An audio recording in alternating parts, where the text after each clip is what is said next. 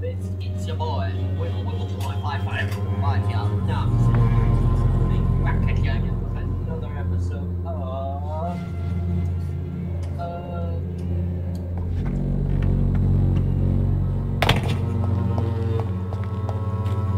okay, let's go.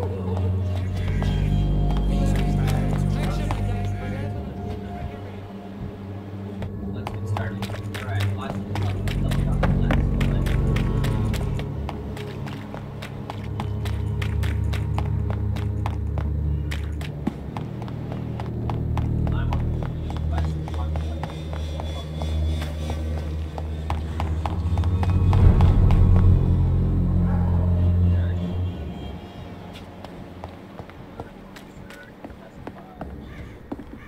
Best one alone, sir.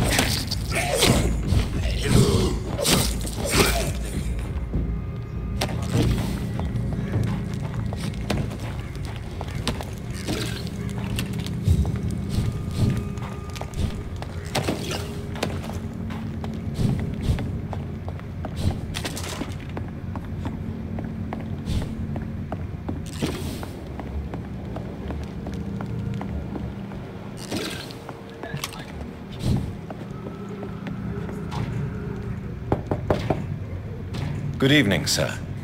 It's me again. Leave me alone, I say, whoever... It cannot be safe for a blind man to live here alone. Let me enter, sir. I swear I mean you no harm. Well, a voice never lies, and yours clearly is the voice of a gentleman. All right, Doctor, come on in. Tell me, how do you see the world these days?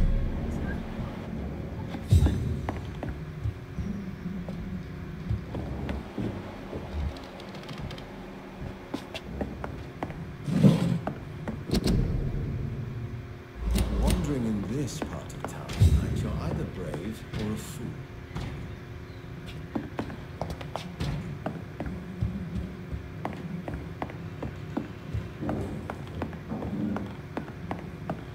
It's locked.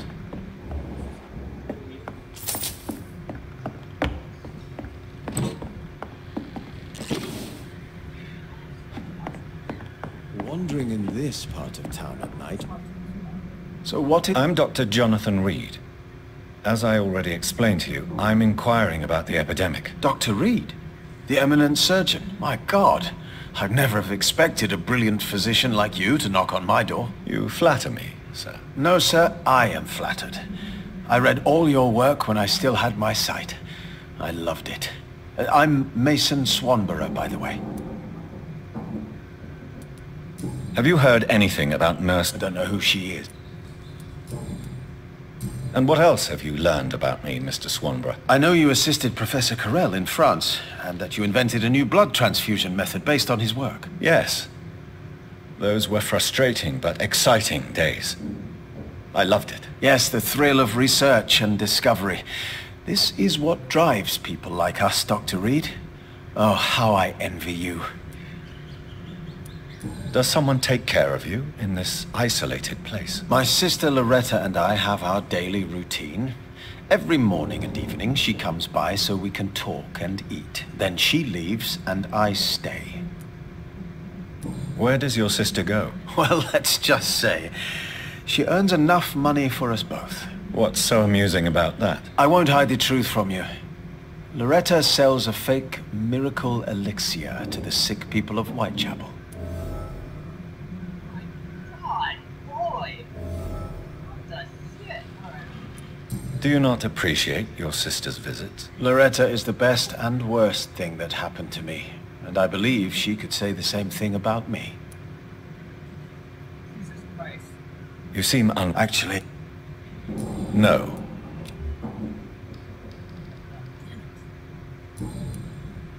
Does someone take care of you in this isolated... my sister Loretta and I have our daily routine.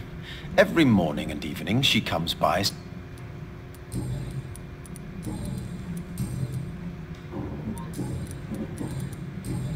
Goodbye. What kind of gentleman pays visits to people at this late hour?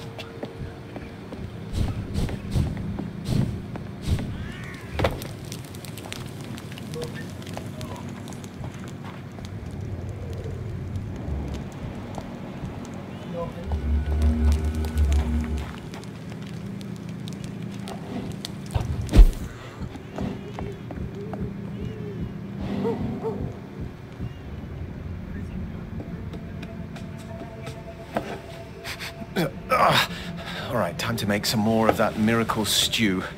Where is the burner?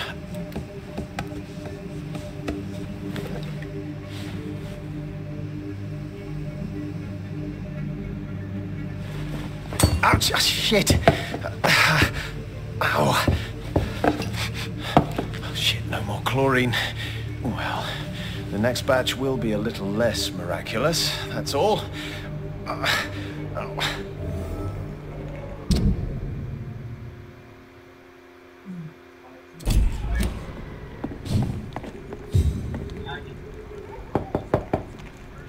Good evening, Mr. Swanborough. Is it you, Doctor?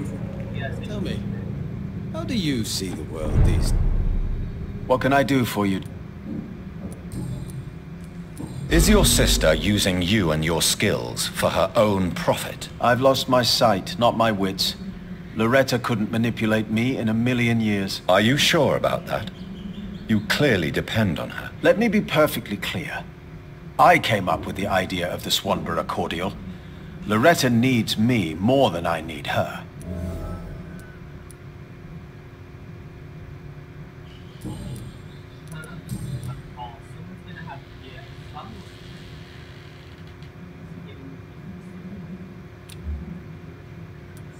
Mason, why would you waste your skill and knowledge on crafting snake oil and fake drugs? But this is my only opportunity to continue practicing my art. By giving false hope to desperate people? They all see me as disabled and useless. I'm sick of their pity.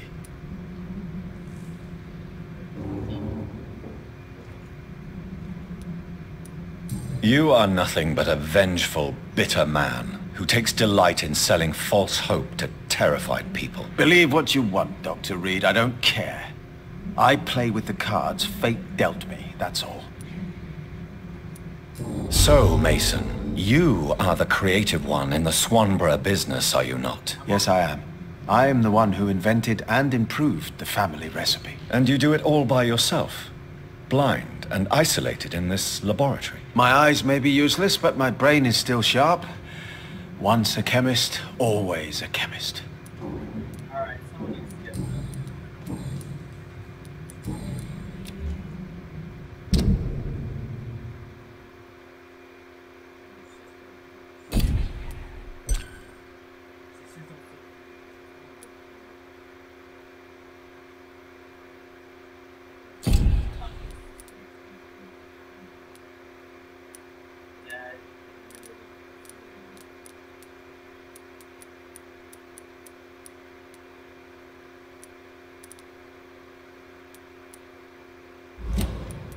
Goodbye, Mr. Tell me, how do you see the world these days?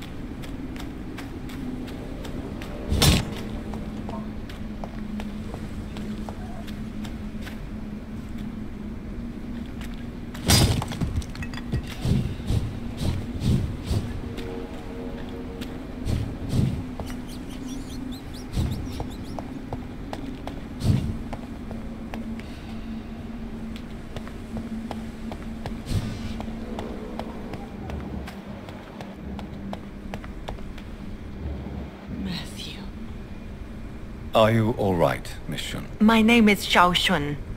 This is the proper way to address someone in my country. I do apologize, Xiao Shun. Are you all right? Yes, I am. This is the only place where I can find some kind of serenity.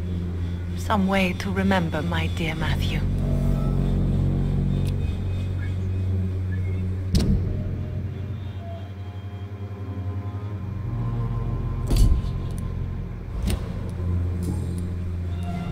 Tell me how your husband died, Xiao Shun. Matthew died of the Spanish flu, like so many others. It's a mundane cause of death these days, but for me it meant the end of the world. At this time, there is so little medical science can do to defeat this terrible epidemic. I'm truly sorry. The worst thing is not his death, even if it tears me apart.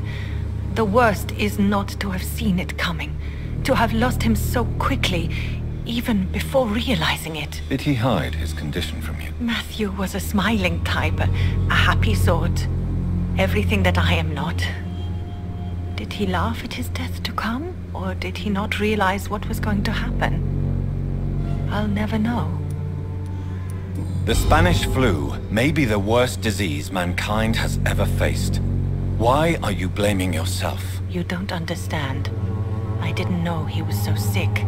I didn't realize the gravity of his situation until it was too late. As harsh as this sounds, we are all equally vulnerable to this awful disease. It can take the strongest man in just a couple of days. I never said goodbye to Matthew. We never realized how bad it was. We laughed about it even. He always made me laugh. Now I don't have enough tears to shed.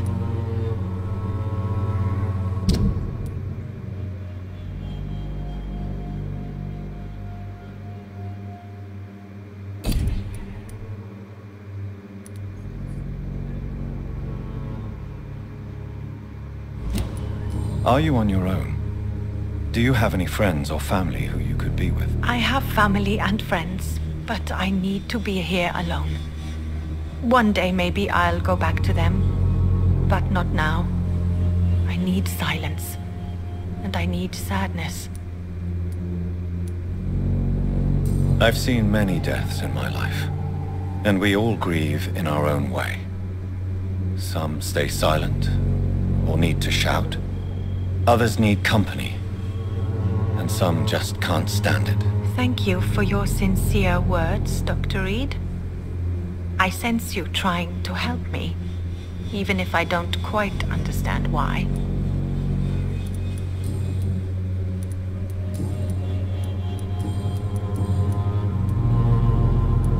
You should go home now. No, not yet.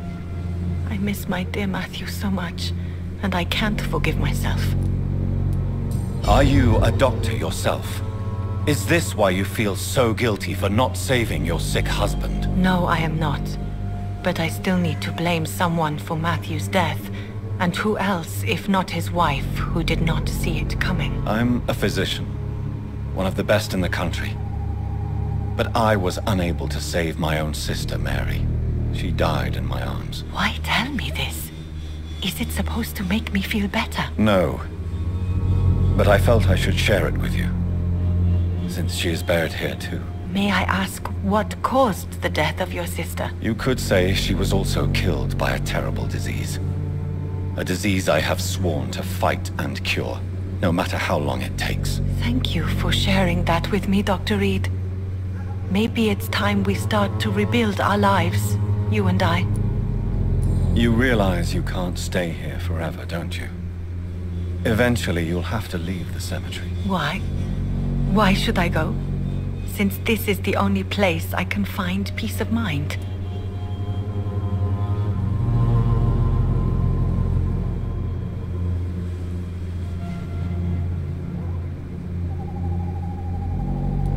But you're not dead. There is a difference between visiting the dead and staying with them. You sound like you're no stranger to the pain I feel. Let's just say, I too have a good reason to visit cemeteries at night. Please accept my condolences for your loss then, Dr. Reed. You should... I think you're... Thank you for your company. Maybe I... Have you... I heard that she used to help...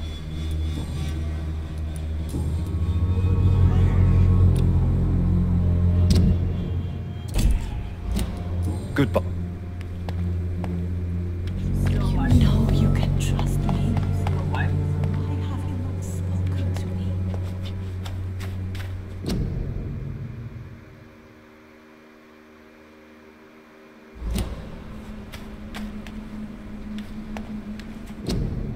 Your life now. So many new graves.